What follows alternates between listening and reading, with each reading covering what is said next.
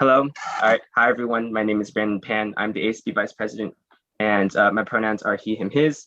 And I will popcorn it off to Niyati. Hello, my name is Niyati. I am one of the C-Link commissioners for ASB. My pronouns are she and her. I'll pop it off to Rory. Hi, my name is Rory. I'm also a C-Link commissioner, and my pronouns are she, her, hers. And I'll popcorn this off to Grace. Hi, my name is Grace. My pronouns are she, her, and I am also a C-Link commissioner. I can pass it off to Ms. Diaz. Thank you so much. My name is Laura Diaz. I work at Next Solutions to Domestic Violence. I'm the outreach and volunteer coordinator, and I'm happy to be here today. I'll pass it on. Dr. Gross. Thank you. We're so lucky to have you here too today. Thank you. So I'm Trudy Gross. I'm an associate superintendent, and one of my roles in the district is as the Title IX coordinator. So I do work with our sites in terms of situations which sometimes become investigations around things that may incorporate domestic violence, that certainly incorporate issues of sexual harassment. And Mr. Hickey. Hey there, I'm Mr. Hickey. I'm a school-based therapist at Tino High School. Awesome. Well, I guess we're just going to get right into it. So the first question that we have is on a very surface level, what is domestic violence? I can go. I actually had the questions, and so I kind of wrote some notes. But when we talk about domestic violence, one thing that's important to remember is that it's an ongoing pattern of abuse. It's not an isolated incident, right? Many times we think it's something that happened once, but it really is, when we think about what domestic violence entails, and both with adults and with teenagers and teen dating abuse, it's an ongoing pattern. So it's a pattern of intimidation. It could be a pattern of violence. It's not always physical, right? It can be controlling. It can be asserting power and control over somebody. When we look at the definition of domestic violence, it's all focused on power and control and one person wanting to have power and control over another person. And what happens is that we use, or people that cause harm, that use violence, are using different tactics, right, to control their partner or somebody that they're being intimate with. And this can take on many different ways of doing that. So physical abuse, we look at spiritual abuse as part of that, sexual abuse, it could be isolation, it could be stalking, it could be sexual identity, it could be economic. If there's children involved, it can be that. If there's pets involved, it can also include causing harm to pets. There's reproductive coercion and threats. And then something that kind of underscores all of this is emotional abuse, right? How it's making me feel. And so I think the takeaway here is that it's a pattern of abuse, not an isolated incident. I would just add a couple things to that. Well said. And two things to recognize about it being a pattern is one, it's an intentional act used as something, an act or an intention to control someone else. It's not anger gone wild or someone is just acting something out and lost control. It's actually intentionally used to gain control, and it escalates. It goes from, let's say, first of all, name calling and emotional abuse, and it can start getting into more intimidation and then physical and or sexual abuse. So intentional, and since it's a pattern, it can escalate over time. So it's best to be caught early as possible, with the warning signs being the emotional abuse that shows up first oftentimes. All right, and moving on to the next question. What are some red flags to look for, either in your own relationships or in those who are close to you? I can answer that first, I suppose. Red flags that I look for in dating relationships, and by the way, when we say domestic violence, we're also talking about interpersonal violence or dating violence, relational violence. When someone's in a relationship or an intimate romantic relationship with someone, that's when aggression and abuse shows up there. That's what we mean by domestic violence. The first sign, really, for someone to start acting violently is they need to really, to some degree, objectify the other person. And that often comes from name calling, disrespect towards someone's thoughts, feelings, or wants, as though someone can judge that they're not allowed to have those. They're in a controlling position to tell someone how to think, how to feel, what they should want, how they should be, how they should dress, who their friends should be. These are kind of the warning signs that I see as the initial controlling behaviors that would be red flags for me if I was talking to a student. Yeah, I think one thing that comes up for me is I agree with everything there.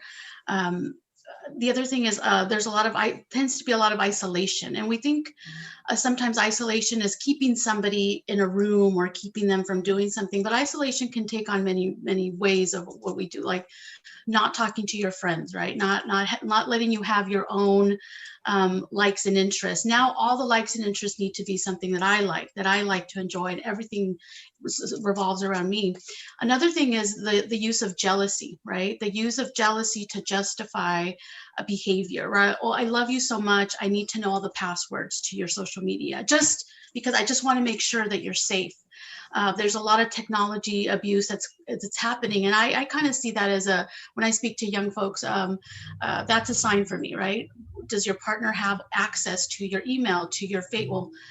My son tells me that's for older folks, right, like me, but Instagram and TikTok and all of these things, and it's a way of using jealousy as a way to isolate and to control someone. Yeah. I'd put out there also, again, well said, coercive behavior, which is, sort of threats. When we talk about social media, for instance, send me these pictures, everyone else is doing it, or if you really loved me, you would do this, you'd send me pictures of yourself, or threats, if you don't do something, I'm going to post these pictures. That I see a lot of, unfortunately, abusive and coercive behavior coming through the social media and in the digital world as well. All right, and our next question is, how common is domestic violence in the U.S., in the FUHSD, and at Cupertino? I can start off. I don't know specifically city-wise or school-wise, but we know that 1 in 3 women experience domestic violence in their lifetime. 1 in 4 men experience domestic violence at the hand of their partner as well. And then 1 in 10 adolescents in the last year have experienced domestic violence in their dating relationships. So in a year, if we just look at the US, not globally, we're looking at about between 10 and 12 million folks that are affected by domestic violence. And these are the ones that are reported, right? Not everybody reports the abuse that's happening. Simply because of fear and other things that we can talk about.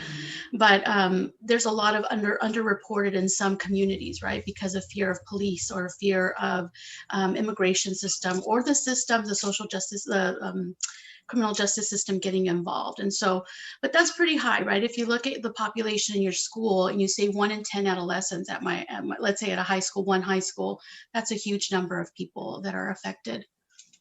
What I can share from the district perspective is we are required to track those situations that are investigated under Title IX, which, as I mentioned, would include something like domestic violence that had an impact on a student's within their school and within their educational, ability to make progress in education.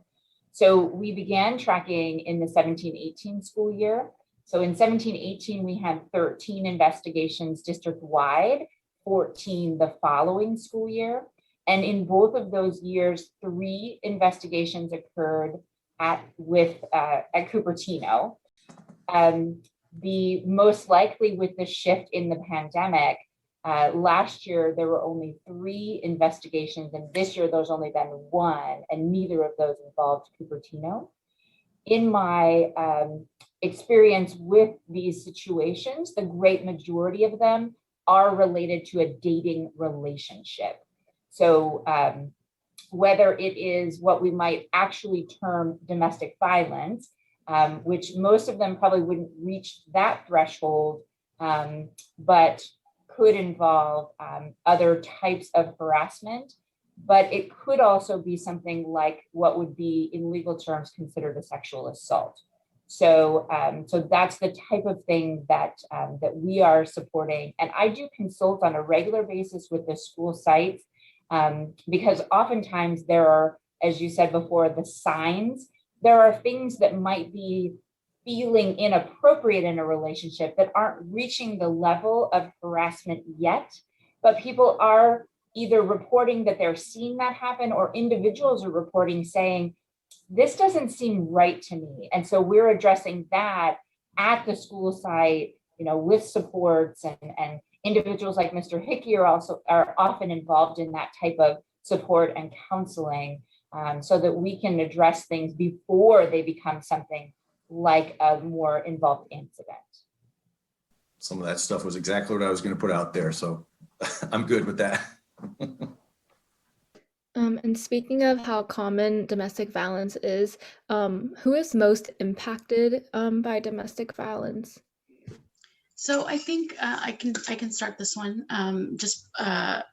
Traditionally, we have seen a lot of folks that are asking for help are women or identify as female, but it affects really anybody in community, right? Not just women. It also affects men.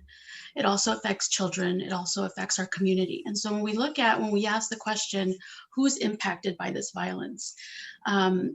The family unit is impacted, of course, right? So the survivor of that violence that's occurring to them is impacted. The children living in the home are impacted as well. We know that there's a correlation between, if there's domestic violence in a home, there's a high probability also being child abuse in the home, right? Or some type of abuse, other abuse in the home. But also the person causing harm is being impacted by the criminal justice system, and then the community, right? So if we have a friend that's being affected by domestic violence, it's also going to affect us, and it's going to affect our school, and it's going to affect our other social systems that we have. And so, in the past, we would say, well, traditionally women are the ones mostly impacted by violence, but the numbers, as I mentioned, 1 in 3 women and 1 in 4 men, and then the children that are witnessing the abuse. So I would say it's the whole community that's being impacted. Well said. It really is a ripple effect. It can happen in a household, but it also goes outside of the household, out into the community, but also transgenerational too. I mean, to grow up in a house where violence has occurred makes it more likely that the children in that household, it's not a 1-to-1 correlation it's going to happen, but they're much more at risk for becoming violent themselves or victims of violence. So it actually moves not only through now time, but it moves into the future. So it affects people that you don't even know it's going to affect in some ways. It's hard to even tell who it will affect. Who it most affects are people in the immediate environment, victims and children who witness domestic violence, but the ripple effect goes out into infinity almost. So how does domestic violence impact an individual's mental and social development or health? Big question there. I think too, I guess it depends what person you're speaking of. There's the adult victim, the teen victim, the child witness and or victim. I think there's a lot of conditions, syndromes, symptoms that develop after exposure to violence for any human being, and that is immediately acute stress disorder and syndrome, which is going to cause a great deal of anxiety, may result in depressive symptoms, post-traumatic stress disorder, sleep issues, all kinds of different functional aspects, physical pains and aches and symptoms, emotional, physical, spiritual, you just name it. There's so many ways that violence is poisonous to human growth and development, so I don't have the numbers on that, but that's what I would be most concerned about. Children that I've seen come from environments where there's domestic violence are, socially, there can be a lot of issues as well, acting out aggressively, like I said, depressive symptoms, anxiety, that all increases when that occurs in someone's life. So how is quarantine affecting the victims of domestic violence? I could speak to that a little bit. It kind of goes hand in hand with the effects on both mental health and just health in general of everyone. What we've seen in the last year since the pandemic is that there's been an escalated risk, right, for victims, because there's been school closures, there's been community closures, there's been loss to community programs. Many times we would go out to community to because it's part of our growth and our healing, our resiliency, right? And a lot of those things have been closed. What we are seeing at our agency, especially with our clients, is this double pandemic, right? So if there was already violence, domestic violence in the home, the pandemic has escalated the risk for continued violence or made the violence even worse during this time, right? When we first went into, not lockdown, but shelter in place, right? Back in March last year. Initially, we saw not a lot of clients calling the hotline, and we thought, what's happening, right? What was happening is that if you're living in a home with your partner, it's going to be a lot harder to access that hotline because they're always there at home with you, right? But what we did see, a few weeks later, maybe a month later, is those calls began to increase, right? And the types of abuse that we saw also were escalating. And so we kind of saw this as this double pandemic, right? So folks are at risk for getting this virus, but also in a situation where loss of income, loss of housing, loss of school, loss of community has really made it really difficult for folks that are already experiencing violence. Kind of escalated to a different degree, right? And so what we've tried to do is how do we make the connection between the domestic violence, the health outcomes that we want to see in our community, which is based in wellness. How do we tackle that together, right? And so, the last year has been an eye opener, I think, for many agencies, especially the domestic violence agencies. We've seen an increase in numbers. We never closed our doors. We have been serving clients for the past year, and so. We always think about that double pandemic, the virus and then the domestic violence. Okay, so for our next question, it is, why do some individuals return or even stay with their abusers?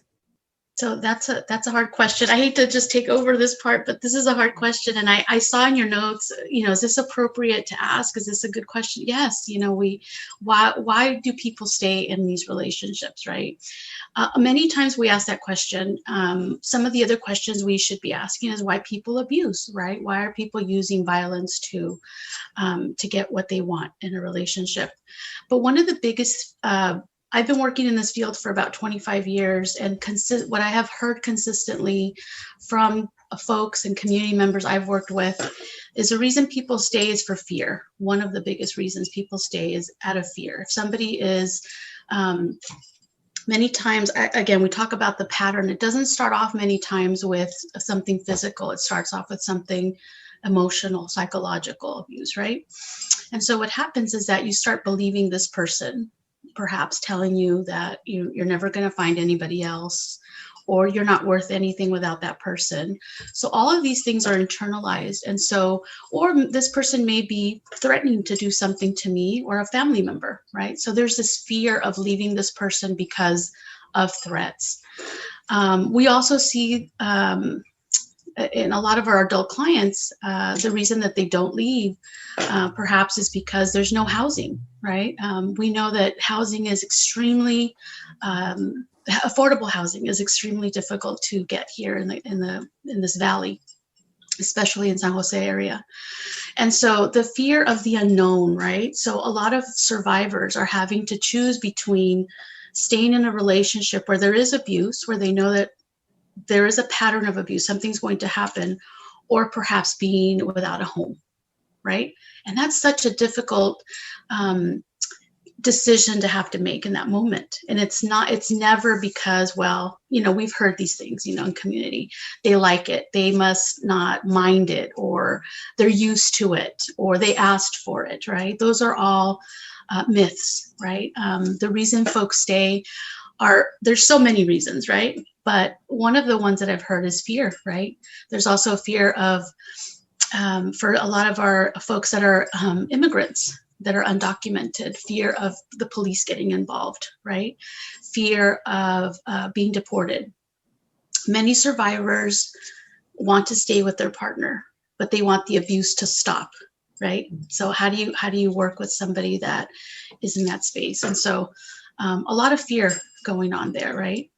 I would add to that fear of retaliation, fear of leaving, that if I leave, something is going to escalate and get even worse, or I may be injured even more badly than I already have. I ran for 20 years a program for juvenile batterers, so young men who had abused their girlfriends and been arrested for it, spent time in juvenile hall, and then they would come out and work with me for 26 weeks, about 6 months or so. And one of the consistent things I heard that these young men would do in relationship to their girlfriends, occasionally someone was married. These guys were between, say, 16 and 20. There's three things that would show up that really make it hard to stay grounded in reality for someone who is receiving these three things. And that is blame. If you're constantly told what I'm doing is your fault, you're going to start to, is it my fault? Am I responsible for this person's behavior? Maybe I am. Minimization. Well, it wasn't that bad. He didn't hurt me that bad. At least he didn't hit me. It's only emotional abuse, or it's only threats and only intimidation. Your reality starts to get a little bit skewed. And then denial, like a man will, or an abusive person will use just, no, that didn't happen. The gaslighting is what we call that nowadays. This sort of, it didn't happen. I don't know what you're talking about. That's not even true. So minimization and denial and blame. If you're in an environment repeatedly where someone is using those three tactics, you're going to start to question your reality, and your self-esteem is going to go down as well. Your sense of self is going to be impacted. So it's not, I think fear is absolutely at the root of what we're talking about, but there is also this reality spin that goes on that makes it very difficult to stay grounded. Very, very much agreed. Yes. It's this, I remember a client I worked with many years ago where she would come home and leave her car keys on the table, and he would hide them. Her partner would hide the keys, and she'd go crazy, looking through. We've all lost our keys at one time in our lives, and we're all like, where are they? Couch cushions and then very calmly after about 10 hours would put them back on the table, right? And say, they were there the whole time.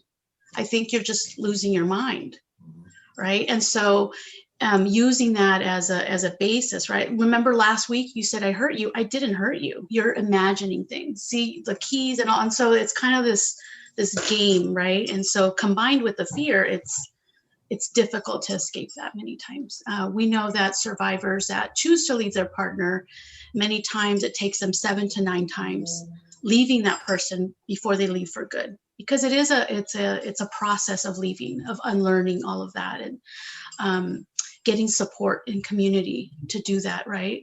How do you safety plan with someone? It's very difficult to do that. And so being aware of that is important too. Mm-hmm. So our next question maybe considers inappropriate. So we're willing to take it out if it's too inappropriate, but it's, is it possible for abusers to change? Well, having just said, I worked with plenty of young men who have abused before. And that's one of the, you may note that the term I use, young men who have abused. I'm not saying abusive young men. And I say that because if I say abusive young man, it kind of, to me in my mind, and I always said this to the fellows I was working with, I don't want this set in stone. I'm not going to call you an abusive person, but I am going to call you someone, and let's talk about that you have used abuse before.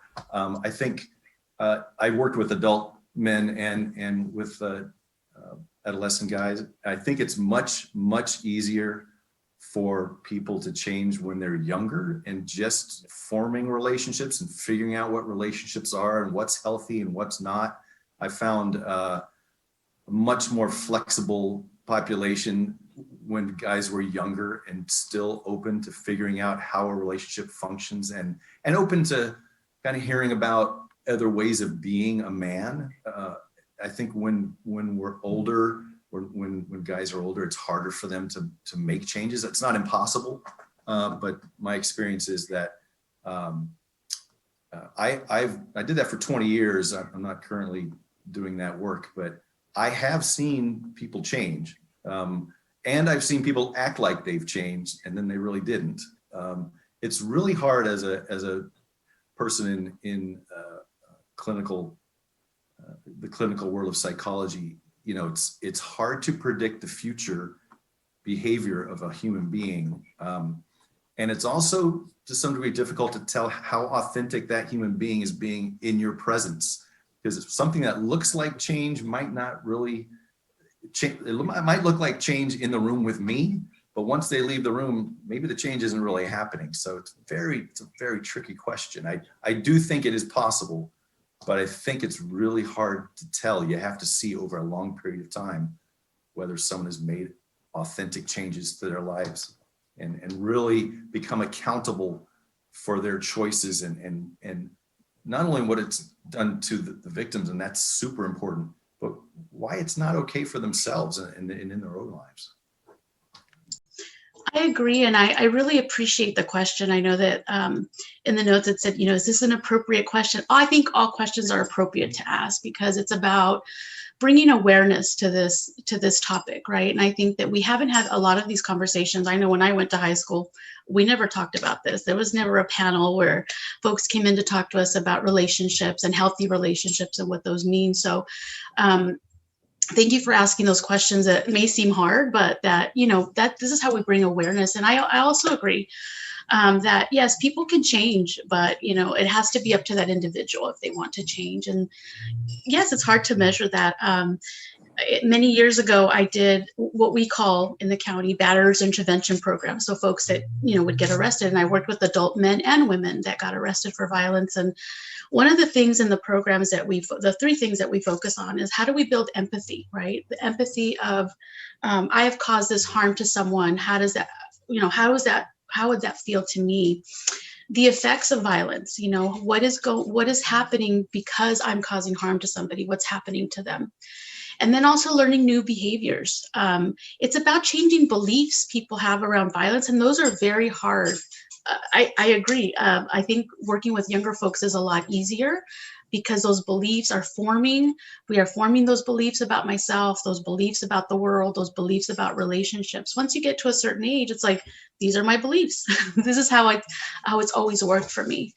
I would say in the, you know, countless adult men and women that I worked with, I did see some change in some folks, you know, but some were arrested again, some reoffended again, because it is difficult to relearn something that we learned at a very young age. And so I think the importance of having these types of discussions at a high school level, even in a middle school level, are so important in kind of changing those community narratives around what it means to be a man in this world and what it means to be a woman in this world, right?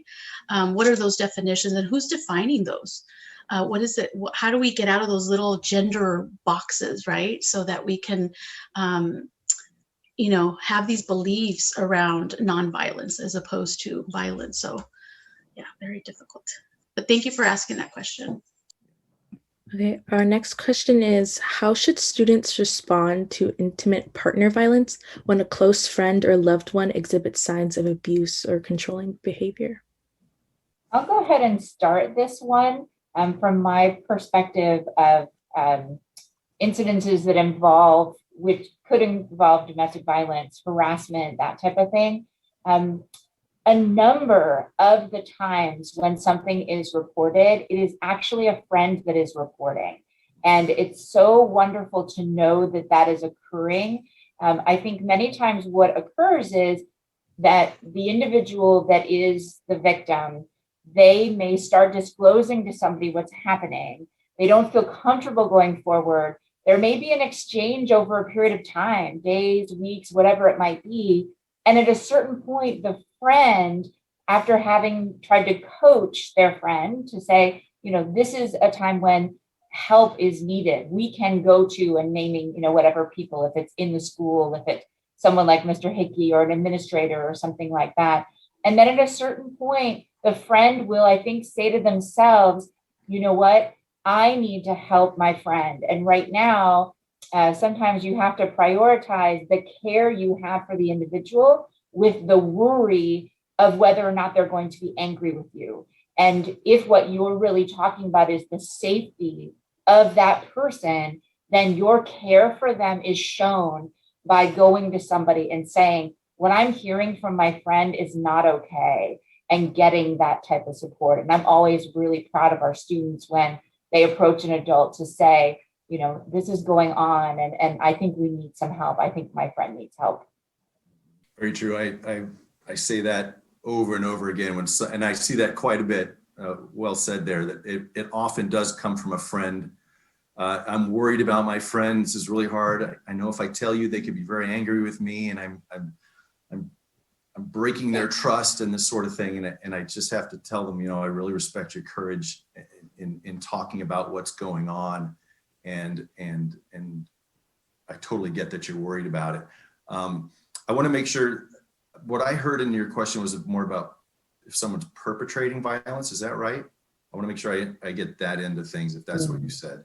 Like how to respond to when like a close friend or loved one exhibits signs of violent behavior. Oh, yeah. Right? Okay. I want to make sure that's a great question. I'm glad we're addressing Yeah, that. I misunderstood that too. Yeah, totally. The victims, it would be more often the other way around. When I've seen it, it's more, I'm worried about my friend who's being abused.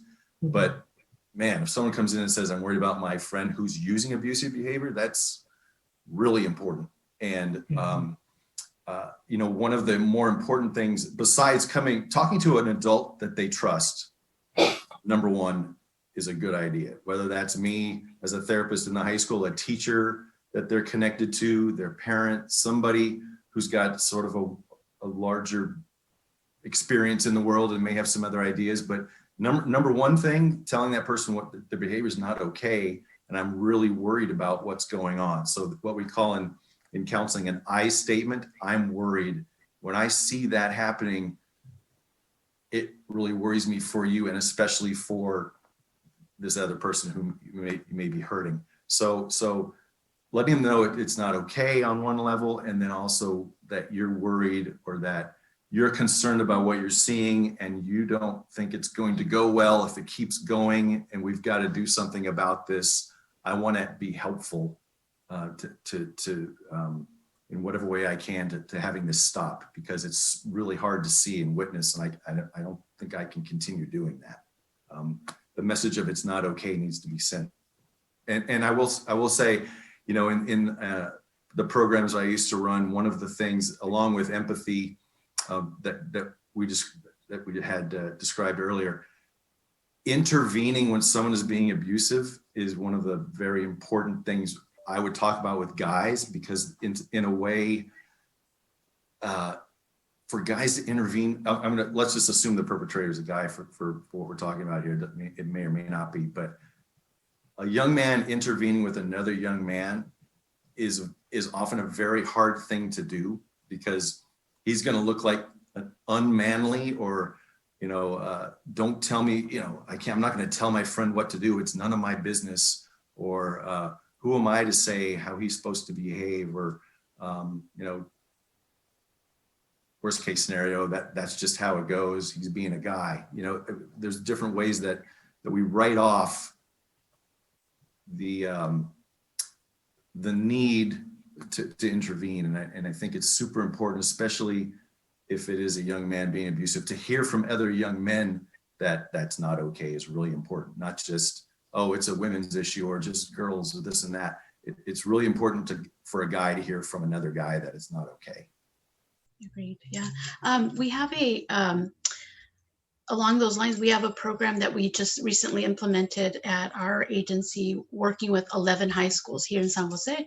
We're working with the whole county, but it's a 12-week curriculum, and we go into the high schools and work with the athletes, right? So the male athletes are getting this curriculum around what is consent, what is a healthy relationship, what is respect. And so you're having the boys in these cohorts now going out into the school and talking to other boys and other everybody in the school about what is respectful and what is not, right? And what we found in the last year is that the numbers have reduced because of the pandemic. We are doing everything virtually, but it is about that peer-to-peer kind of accountability, holding people accountable, right? So amazing work. So our next question is, suppose I think, or if I think I know someone is experiencing domestic violence, like what should I do? Like what should my steps be? I think one of the first things is listening without judgment. I think many times we want to give advice about what to do in that moment. And I think having somebody confide in you about what's going on is a huge step for somebody that's experiencing violence. It's not easy to talk about somebody that I love or I care about harming me. So if somebody's coming to you as a friend or somebody that you know, being that person without judgment, right? And saying that the abuse is not their fault. Again, the same thing. Abuse is not your fault. I'm not judging you, and here are some resources for you, right? It doesn't mean we're all advocates. That's a different kind of training. We're not all therapists. That's a different kind of training, but we can be concerned community members that are connected to certain services where we can get them that help. But I think initially is believing that it's happening to them, and being that support, offering resources, and being non-judgmental. Just adding to that, absolutely agree with all that. Not the opposite of that, just not telling them what to do or what they should do or why didn't you, or we just talked earlier about why people don't leave sometimes or don't leave for a while or why it's hard. So if they're confiding in you, that is a big step. Believing them, using those I statements. I'm really worried about you. When I hear that, it really concerns me. Just actively listening to the person, letting them get it out there and talk in a non-judgmental environment. Super important. And I guess building off of that, how can you help a victim of domestic violence who's unable to leave the relationship or environment? So one thing that is a big part of the work that we do is safety planning, because a lot of folks do want to leave their relationship, but as we mentioned, there may be a lot of reasons why they can't, right? There may be fear there may be housing concerns, there may be other concerns there. And so one of the biggest things that we do as advocates at our agency and all of the domestic violence agencies is safety planning, right?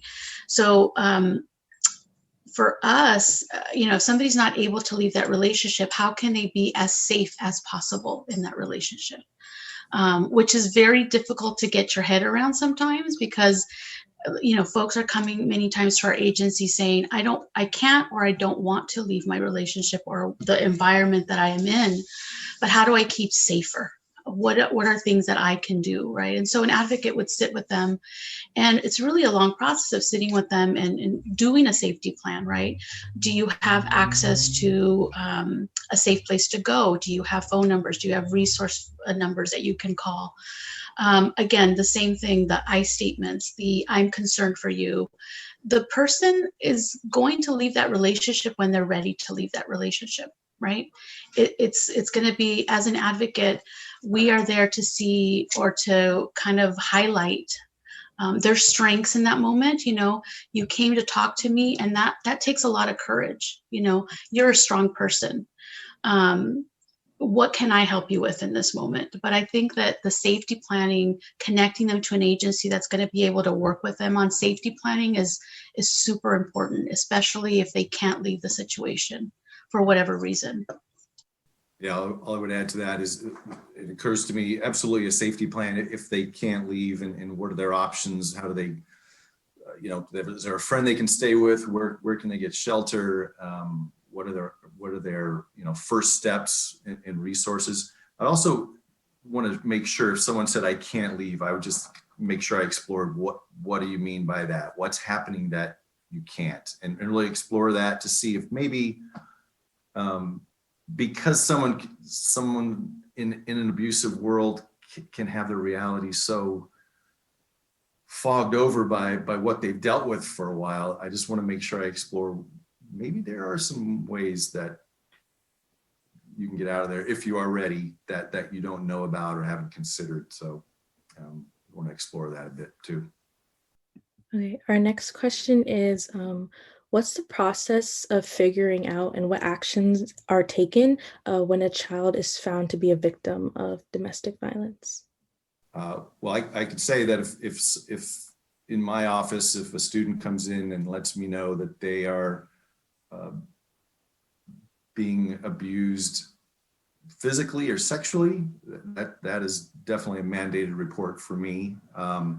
If it happened, yesterday or today, I would call the police in a sort of I was going to say I called Child Protective Services if it happened a week ago, but I think what I would really do at Cupertino is if I knew someone was in an abusive relationship and I had it wouldn't be my job to necessarily investigate that, but if I heard someone was being hit or sexually abused, harassed, assaulted, I would probably call the sheriff at Cupertino. That's my usual step. Actually, I should amend that. I would look to see where the victim or where the action took place. I've got a jurisdictional issue where I would either call the San Jose Police or the sheriff usually, because any adult in high school, in any school, is a mandated reporter. And if we hear things like abuse, physical, sexual abuse, severe neglect, and even severe emotional stuff, I have also reported plenty of that. I would. As a mandated reporter, be making sure I got the law enforcement involved. Yeah. And then in my role, I would partner with the school site to understand what has occurred and determine if a more formal investigation is necessary. Typically, when it involves something that involves law enforcement, like an assault, something that has legal action, the district has to still do our own investigation as well, because our role is twofold.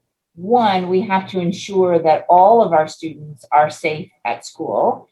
And two, if it involves something that is within the realm of sexual harassment, then we also have policies that talk about certain behaviors. And so then we have to also investigate if those policies have been broken. So we're going to parallel any investigation that's going on from a legal standpoint as well, with the bottom line being, making sure that we continue to have a safe and comfortable environment for all our students. And to our next question, this is for Dr. Gross and Mr. Hickey. What is FUHSD doing to track and prevent domestic violence in students' lives and community? Well, as I mentioned before, the only tracking that we currently do and we are required to do is around incidences of sexual harassment that reach investigation. So under Title IX. Or it could be something that we investigate under our uniform complaint procedure. So we track those situations. We also, I think the other thing that I would say we do is we have a campus climate group, and they discuss how we are supporting students, what services are available, what kind of, what are the ways in which we educate students. So some of the presentations that you see, they come from those types of advocacy. Mr. Hickey is part of a whole group of school-based therapists in the district, and they do something similar at their meetings where they, talk about and advocate for things that, would help from the preventive side. What can we be doing to support students. So I think beyond tracking, we're always looking at, what's that educational or proactive thing that we can do.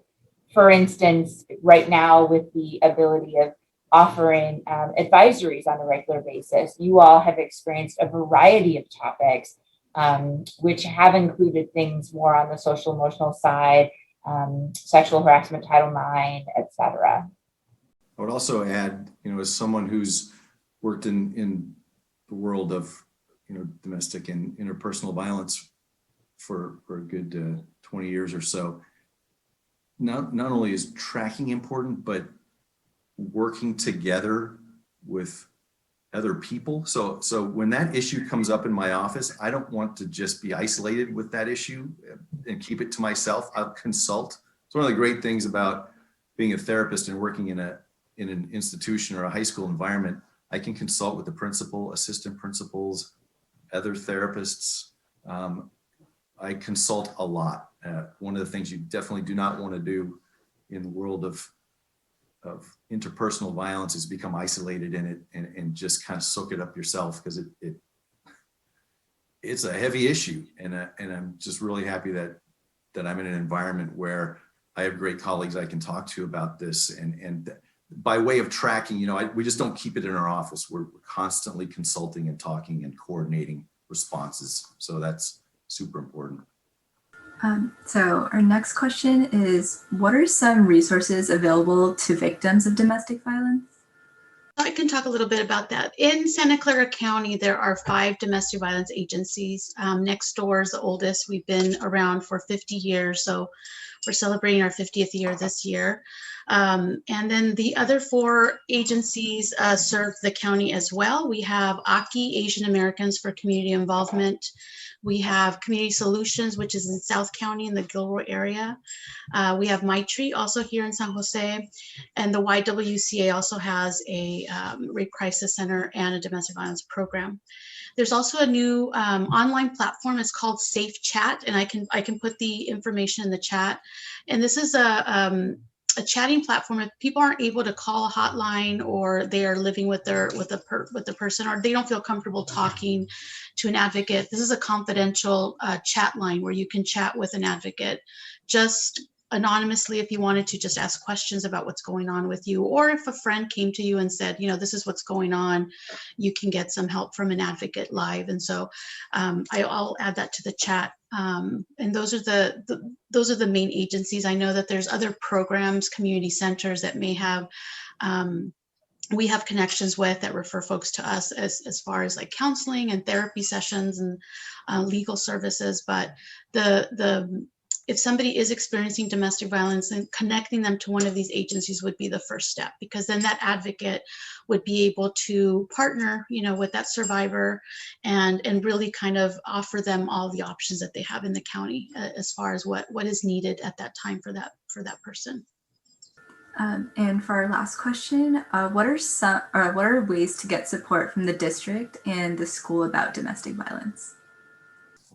My immediate thought goes back to talking about it with someone, assuming this is someone involved in domestic violence in a scenario, talking to an adult that you trust. Could be your teacher you've been connected to, could be your guidance counselor, could be me, could be Miss Salen, who's another school-based therapist, could be an assistant principal.